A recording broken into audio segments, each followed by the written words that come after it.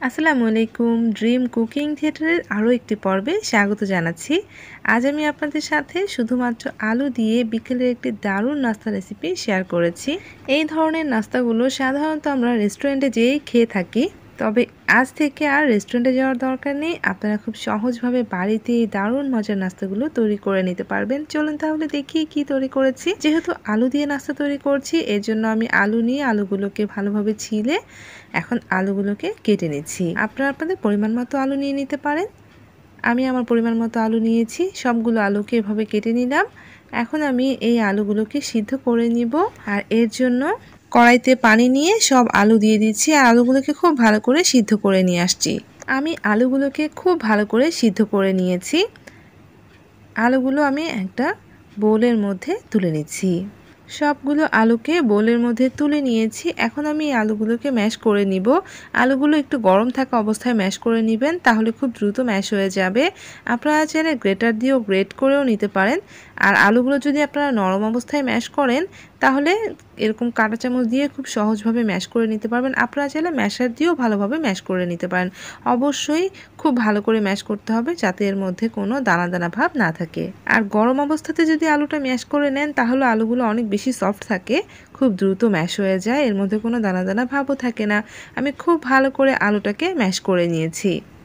এখন এর মধ্যে আমি দিচ্ছি রসুন। এখানে আমি দুটো রসুনের কোয়া নিয়েছি, বড় সাইজের রসুনের দুটো কোয়া নিয়েছি। আর এই গ্রেটারটা দিয়ে আমি রসুনের দুটো কোয়াকে খুব ভালো করে গ্রেট করে দিচ্ছি।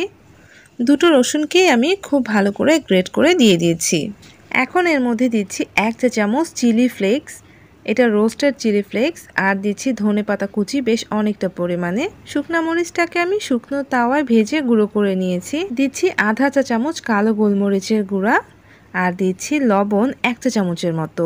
দিয়ে দিচ্ছি আধা কাপ কর্নফ্লাওয়ার। প্রথমে আমি আধা কাপ দিয়েছি, পরবর্তীতে প্রয়োজন হলে আমি আরও কিছুটা ইউজ করব। এখন এই সবগুলো উপকরণকে খুব ভালো করে মিক্সড করে নিচ্ছি। প্রথমে আমি চামচটা দিয়ে একটু মিক্সড করে নিচ্ছি, এরপর হাত দিয়ে একটা ডো বানিয়ে নিব। লবণের পরিমাণটা কিন্তু এখানে কম দিতে হবে। প্রথম পর্যায়ে আপনারা বেশি করে লবণ দিবেন না, লবণের পরিমাণটা একটু কম করে দিয়ে নেবেন। এখন আমি এই আলু আর কর্নফ্লাওয়ারটাকে খুব ভালো করে মিক্সড করে নিচ্ছি হাত দিয়ে। এখানে কোনো ধরনের পানি অ্যাড করা যাবে না, কিচ্ছু করা যাবে না, জাস্ট একটা খামির বানিয়ে নিতে হবে। তাই কর্নফ্লাওয়ারটা দিয়ে খুব ভালো করে হাত দিয়ে আমি একটা খামির বানিয়ে নিয়েছি। যখন মনে হবে আপনার অনেক বেশি নরম লাগছে, সেই পর্যায়ে আপনি আরও কিছুটা কর্নফ্লাওয়ার অ্যাড করে দিতে পারেন। যেমন আমি এই পর্যায়ে আরও 2 টেবিল চামচের মতো কর্নফ্লাওয়ার অ্যাড করে দিয়েছি আর খুব ভালোভাবে একটা ডো তৈরি করে নিচ্ছি। আর এই কর্নফ্লাওয়ারটা দেওয়ার কারণে না আলুগুলো একদমই ভাজার সময় ভেঙে যাবে না, আলুগুলো অনেক বেশি টাইট থাকবে। তাই অবশ্যই আধা কাপ কর্নফ্লাওয়ার দেওয়ার পরও আর কিছুটা দিয়ে নেবেন। আমি খুব ভালো করে একটা ডো বানিয়ে নিয়েছি। এ পর্যায়ে কিন্তু ডোটা অনেকটাই টাইট মনে হচ্ছে। ডোটাকে একটা সাইডে রেখে দিয়েছি। আর এখন আমি এখানে নিয়েছি হচ্ছে মোজারেলা চিজ। আর মোজারেলা চিজটাকে আমি ছোট ছোট কিউব করে কেটে নিব। ডোটা কিন্তু ঢেকে রাখতে হবে না, কিচ্ছু করতে হবে না। ডোটাকে আমি একটা সাইডে রেখে দিয়েছি, জাস্ট চিজটাকে কেটে নিচ্ছি। আর চিজগুলোকে আমি একদম ছোট ছোট টুকরো করে কেটে নিচ্ছি। চিজগুলোকে একটু কিউব কিউব করে কেটে নিব, খুব বেশি বড় না আবার খুব বেশি ছোট না, দেখতে পাচ্ছেন এইভাবে কেটে নিয়েছি। এখন আমি এই ডো থেকে ছোট ছোট বল তৈরি করে নিব। আপনারা কিন্তু মেজারমেন্ট চামচের সাহায্যে মেপেও এই বলগুলো তৈরি করে নিতে পারেন।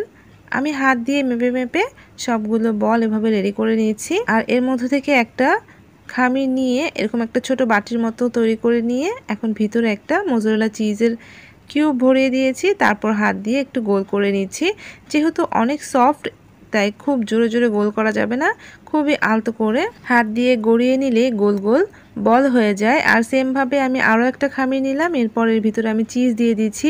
অনেক বেশি পরিমাণে চিজ দিবেন না, যদি ছোট ছোট হয় তাহলে দুটো দিতে পারেন, তবে দুটো না দেওয়াই ভালো, কারণ ভাজার সময় অনেক বেশি চিজ হয়ে গেলে চিজটা ফেটে বেরিয়ে যেতে পারে। তাই আপনারা চেষ্টা করবেন একটা করে চিজের বাইটস দেওয়ার জন্য। আমি দুটো করে দিয়েছি, এর জন্য আমার 2-1টা চিজ বের হয়ে গিয়েছে। আর যদি আপনারা মোটা করে বলগুলোকে তৈরি করেন, তাহলে দুটো চিজ দিতে পারেন। অবশ্যই বলগুলোকে মোটা মোটা করে তৈরি করতে হবে। দেখতে পাচ্ছেন আমি সবগুলো বল তৈরি করে নিয়েছি। এখন এগুলোকে ভাজতে চলে যাচ্ছি। চুলায় তেল গরমে বসিয়ে দিয়েছি। তেলটাকে মিডিয়াম আঁচে গরম করে নিতে হবে। তারপর এক এক করে সব পটেটো বলগুলো তেলের মধ্যে দিয়ে দিতে হবে।